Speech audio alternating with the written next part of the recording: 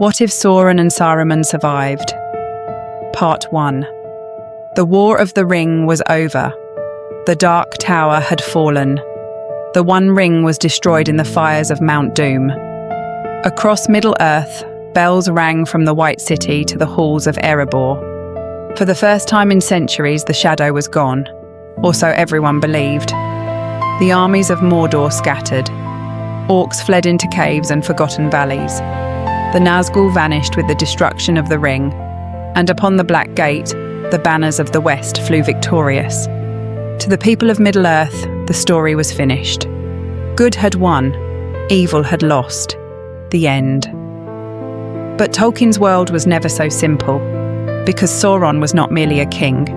He was not merely a sorcerer. He was something far older, long before the rise of men, long before the elves awoke beneath the stars, before Gondor, before Mordor, before even the sun itself.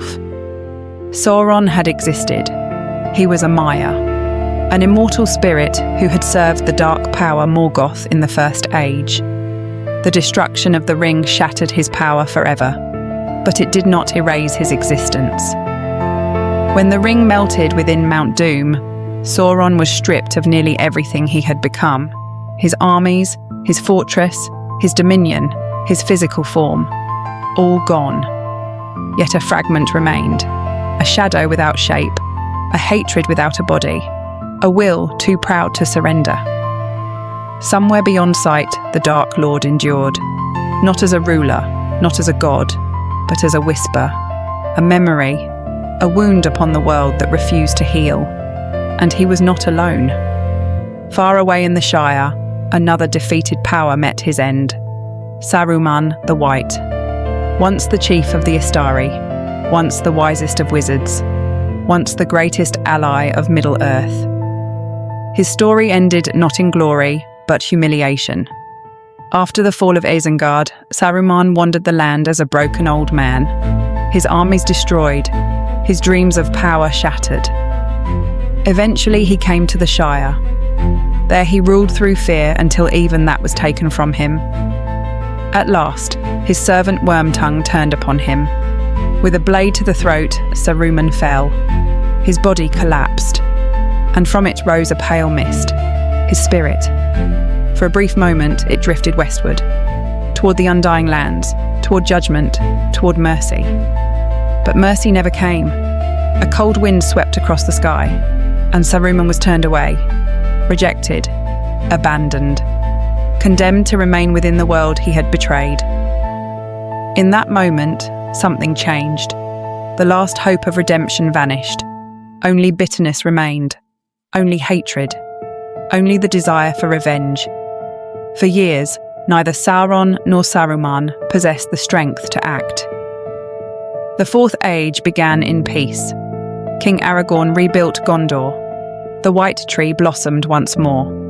Trade returned to the kingdoms of men. The dwarves restored ancient halls. The elves prepared to leave Middle-earth forever. It seemed that darkness had truly been defeated. But peace carries a danger all its own.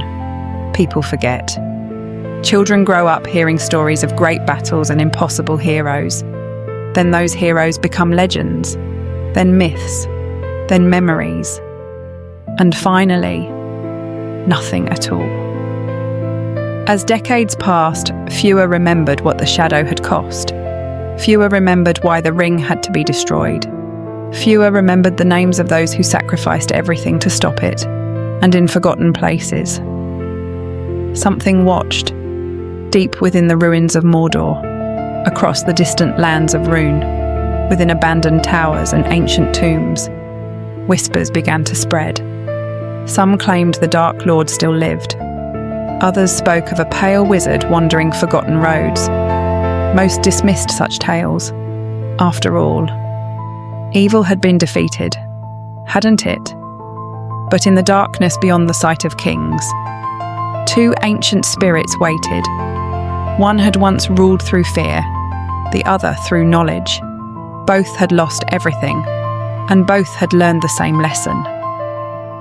The next time they returned, they would not make the same mistakes. The age of men had only just begun. and already the shadows were gathering.